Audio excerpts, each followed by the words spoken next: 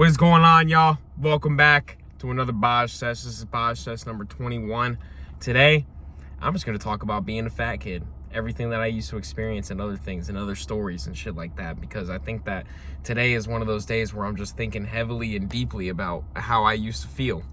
So, especially when it comes to like being active as a fat kid. I'll say that because if I wasn't active for real, I probably would have ended up 400 pounds. I think about that every single day. It really was just the basketball that kept me on to like any sort of athletic trajectory, or even just like allowed my heart to be able to work. I mean, all I did at like the end of the night, every single night, was like spend 10 hours a day on the video game. And then if I wasn't going outside and playing basketball or like hanging out with the homies, I literally was sedentary for like 90% of the day while eating like 7,000, 8,000 calories a day. When I grew up too, I didn't have any restrictions on anything. We had, at my dad's house, we had this cupboard above all the food, above the stoves and shit like that. That was literally just a chip cupboard. There was like 8 or 9 bags of chips in there at like one time. And I would basically clear like one bag every single day, at least. And he would normally stop. My dad worked pretty far away. When I lived in this town that was like 30 minutes south of Nashville. And he used to go work up like past Nashville every single day, and he would drive home from work and every single day would text me and be like, what do you guys want to eat? You want me to stop and get anything? And I'd be like, fuck yeah. Obviously I wouldn't say fuck yeah. My dad's super Christian. I'd be like, you stop at Taco Bell or you stop at McDonald's? But the number one thing when he would say, hey, I'm gonna go to the grocery store, you want me to get you a snack? It was always these like farm whatever the fuck mozzarella sticks and then a purple bag of Doritos. And I would sit up in my room while playing Fortnite. This is when I was like streaming Fortnite. I was fucking obsessed with it. This is like when it first came out. We're talking like season 2, season 3. I would sit up there and just munch the whole bag of chips down while playing nothing but solos. Not talking to anybody, not doing shit besides playing solos, getting pissed at the game and getting fat.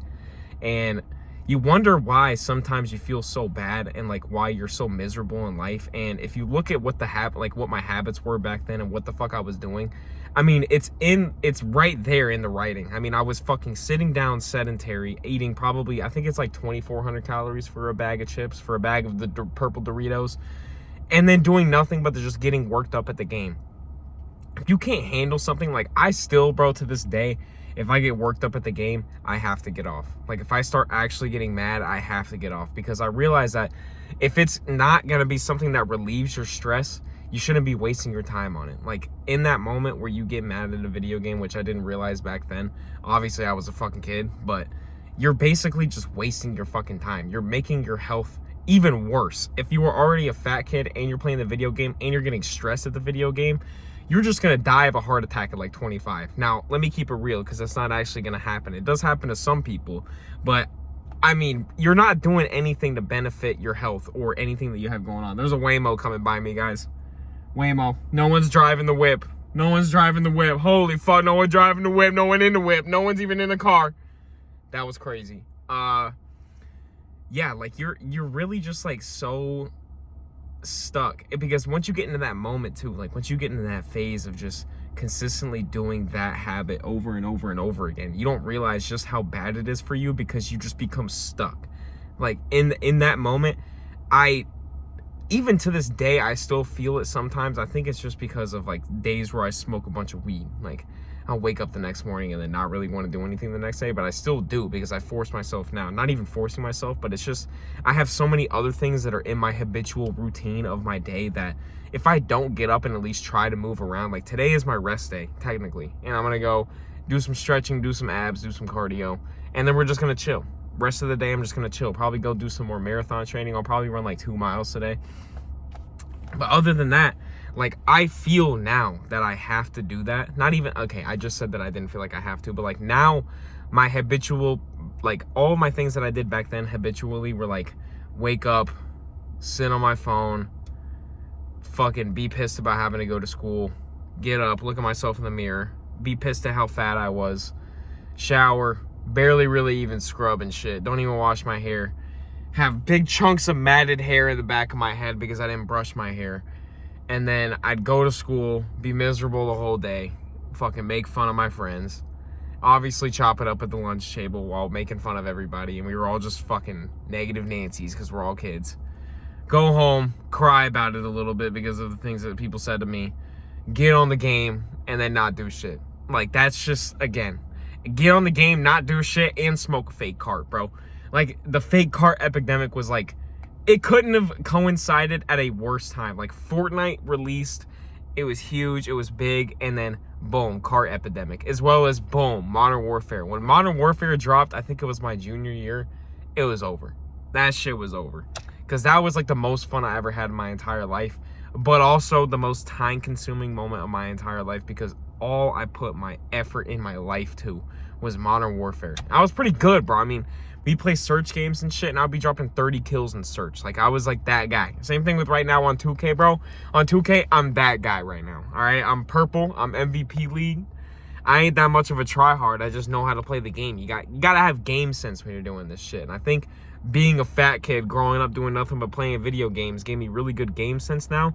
But I realized that, like, I can fall back into that habit. I can fall back into just doing nothing with my life and just waking up and playing video games. Because now, I dead ass will not touch the game until I at least do something productive in my day, whether that be the gym, whether that be something with my job, whether that be doing all my phone calls that I have to do, all my meetings and everything. That shit has to come first before I ever even think about touching the game. Now, if I don't have anything going on that day, and it's a rest day, and it's a rest day where I'm not doing shit, I'll get on there.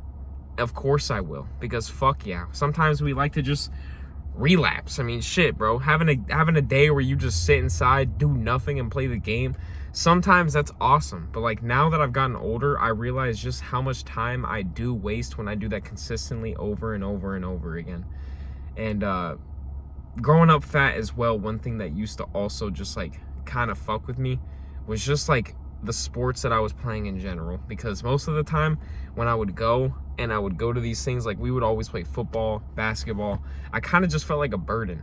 I was always last picked. Like, obviously it's like such a normal fat kid thing to be picked last in sports, but like, I dead ass, even with like good basketball skills and good ball knowledge and good game sense, I'd be getting picked last. Good hands for football too, I'd be getting picked last.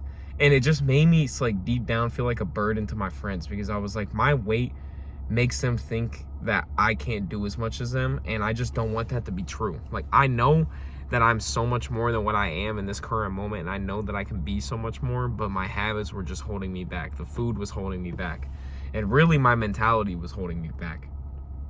But I just stopped making those excuses where I was just, you know, being a fat bitch and telling myself that, because sometimes when you speak it into reality, I mean, when you speak it out loud, it becomes reality. Like, it's dead ass true. I was consistently telling myself that I was a horrible person and that I was never gonna change and I was fat.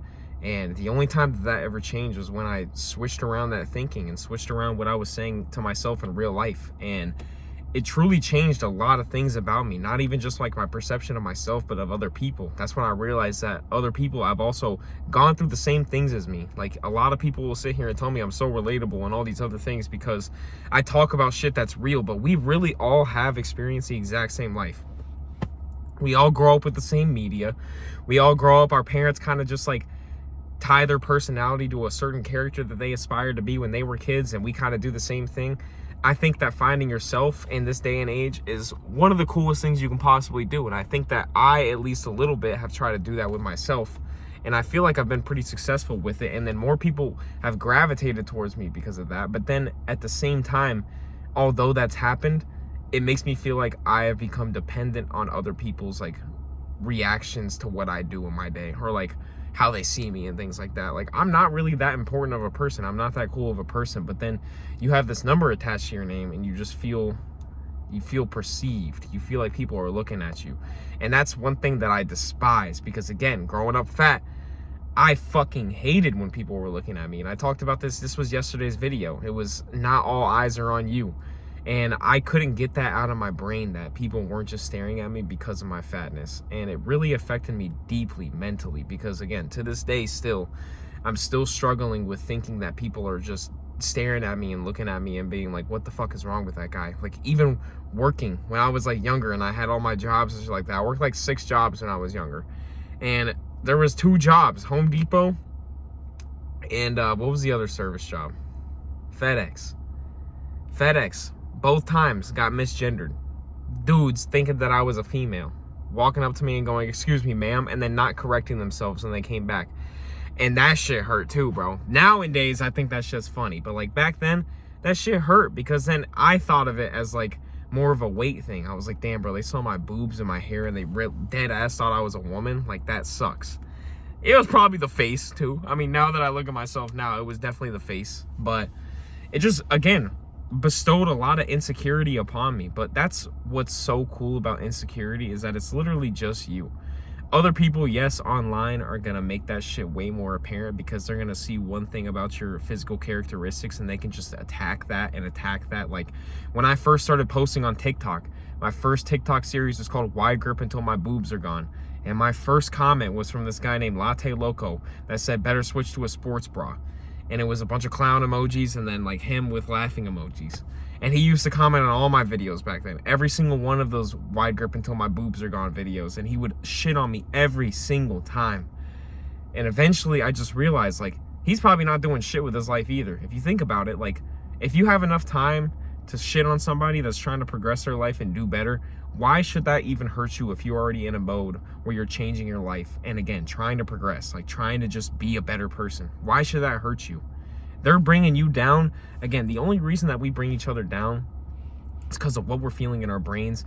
All that is projection. Now, there are some people that just are born in this world and they're evil, but I think that they come very thin. I think that they've come, you know, I don't think it's as prevalent as we think so. I think there's so much good in so many people's hearts and that they just can't tap into that because we focus so much now on just the external characteristics of people instead of what they bring in society and who they are as a person. And until we start switching around that ideology that all people are innately bad, that I feel like we have kind of like grown up now to learn. Like even with like homeless people, bro, when I was a kid, it was always like, never talk to a homeless person, stay away from the homeless people. You thought of them as subhuman. You think of them as like less than you. And then when I lived in downtown Houston and I walk around homeless people all day and they're also posted up outside of my apartment, you get to talking to people and you realize that they're just human. They're just like like it's not even like a subcult. Like they are us. We're all human. We're all people. And most of the time, especially those homeless people, the only reason that they were homeless was because they couldn't get an ID. Now, some people, yes, made a lot of excuses for their position that they were in. I love talking to people in Houston, but majority of it was the fact that they couldn't afford an ID. Same thing with like people that are fat. Most of the time, the main thing that holds people back from losing weight is the fear of not knowing what the fuck they're gonna look like, or the fear of people switching up on them and they don't want people to start acting nice towards them and acting like. You don't have to worry about that if you don't want to. Like, it will not become your reality if you don't focus on those things, because you're only focusing on it right now because you don't want to put in the effort and the work to be that better person. And until you get real and dead ass with yourself and you're like, today I'm gonna change, today is day one, because I've had a million day ones with every single goal that I've set for myself. And until I actually sit down with myself, look at the habit that I'm trying to change and realize what it's doing to myself, then I actually change. Because I realize when I focus so much on that one habit that I'm struggling with, I continuously do it. Same thing with the one thought that I have about myself in my brain when I call myself a fat bitch, or if I call myself lazy or stupid or any of these other things, or if I say that the weed's affecting me negatively, it does. But then when I sit there and tell myself that it's my job, it's a benefit, like I love what I'm doing in life right now, all these other things, like I feel that too. And once you do like stop, like it takes a while, bro, because I mean, I still to this day have some negative connotation towards certain things, and I'll look at certain things in a different light, but like I really have been progressing so much in that recently. Like even yesterday I had a moment with my girlfriend where sometimes I just think more logically, and I can't, you know, sometimes it's hard for me to have empathy with somebody when I be doing the same shit. Like when I call her randomly and I'll just be talking, like yesterday I kind of just like shut her down when she called me in the middle of the day because I was literally about to see her in 30 minutes. But I was like, why does that even fucking matter? I call her back right after it and I was like, yo, that was so fucked up. I don't know what I was even on. I was thinking logically. That's not what I wanted to do, and I love you and I'm sorry. Boom. Fixed everything. Instead of just making the entire day weird just because I was like, okay, I'm about to see her, why does she, you know, I just apologized. And instead of like, again, making something a whole entire day thing like I would normally do, something was solved just like that. And it made me feel so much better about myself than just thinking about what I said, my reaction. Like, it was simple. It was simple. I didn't overthink it. I was like, yeah, what I just did was fucked up and I need to apologize now. And then it was done and over. Something that would have taken me a while to do, to admit that you're wrong. It's really hard to do that sometimes, especially with things in your life. Admitting that you're wrong sometimes just feels like you're accepting defeat, and you just sometimes, especially me, bro, I just feel like a bitch. I'm like, damn, I didn't step up for myself. I didn't hold myself accountable. Like, why did I do these things? And sometimes it makes me feel like I'm being hard on myself. You don't have to do that. You don't have to be hard on yourself. You're only choosing to do that because it's the easy way out. It's the escapable route that pushes people away and allows you to sit with your own thoughts. And then what happens later? You feel worse later just because you didn't solve that one thing that you could have. I feel like so many relationships end and people just like don't fuck with each other anymore because they don't communicate on that level. They don't communicate with each other about how they're really feeling, and you feel like you have to hold things back and you have to keep secrets. But it's like, unless you're doing some fucked up shit, bro, you can talk about things. You really can. Even if it's in this way where you're just talking to a fucking camera, it really is super beneficial to be able to talk about what you have going on and be able to just air it out. I wish I had that when I was a kid. I wish I had that when I was a fat kid, because again, like, instead of talking to my dad or talking to the people around me about how I felt, or even my friends about how the jokes made me feel, I instead felt like that was a bitch thing to do. I should have just taken it on the chin, and I would go home and cry about it. And thinking about that now, that was the way bitchier thing to do. I mean, imagine if my friends knew that I was going home and crying about the jokes that we were all joking about, you know? And it feels demoralizing because you just feel stuck and you feel lost. But don't be afraid. Again, if someone's gonna tell about your trauma, then you know not to trust that person. You know not to tell them anything else about that. But there are people in this life that you can trust with the information that you were scared and that you think that is just too vulnerable to air out and to like share with other people. Because I thought the same thing for the longest time, and now there's hundreds of thousands of people that know my brother and know my brother's name, and it was something that I was so scared to talk about. But here we are now. But I'm gonna get into this now because it's been charging the whole time we've been talking.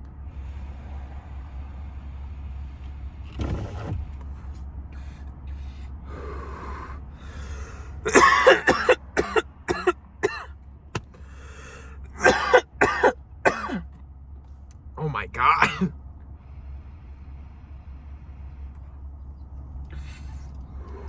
Oh yeah. But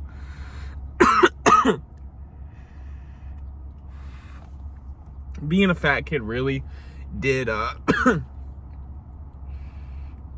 really did shape who I am today. Like, without all of that shit, without being able to live what I've lived before, I would never be able to relate with any of y'all. And again, I probably would never be posting, and you would never know who the fuck I am. Your mistakes, your mishaps, any place in life where you fuck up can eventually become your job or become what you are in life in a good and positive way. Because my struggles, again, now I'm able to help other people. And I get to help other people for free. I'm not even having to charge people for shit. And I love that. I love that I can just like do things like this and at least actually have an impact without feeling like a piece of shit, feeling like you guys owe me something. Oh, I just do it. Like, I don't even make money on the YouTube videos. I don't make shit. You guys don't see ads on my YouTube videos because I don't even have it set up. All I care about is, again, I don't want anybody to ever feel the way that I used to feel about myself. And if I can somehow change that and maybe give you a different perspective on life and maybe, you know, help you change what you feel and like what you think about, maybe the way that your brain works and the way that it's wired, that's all I really care about. I wish I had somebody to do that for me, and I selfishly yearn still for that to this day with my brother, and this is kind of what just helps me a lot. And I think it could help other people too. If you guys have never tried to talk to a camera, if you think that you can't do it, or even just talking to somebody in general, do it. It will change your life for the better, for real. Because now, especially with this, I felt like I have been able to clearly communicate so much better with just people around me in my life. and it makes me more excited to talk because I get to air out my problems, my frustrations, the things that I'm struggling with on here. So then I'm not projecting that onto other people in my daily life, and I'm not afraid again to even talk about those things with other people in my daily life because it's so much easier to open up with this. So I hope you guys can eventually feel the same way that I do. I'm gonna try to make a short form before I go in the gym right now, but yeah, it doesn't have to be like this forever. Just always remember that. Love you guys. Hope you have a good rest of your day. Peace out.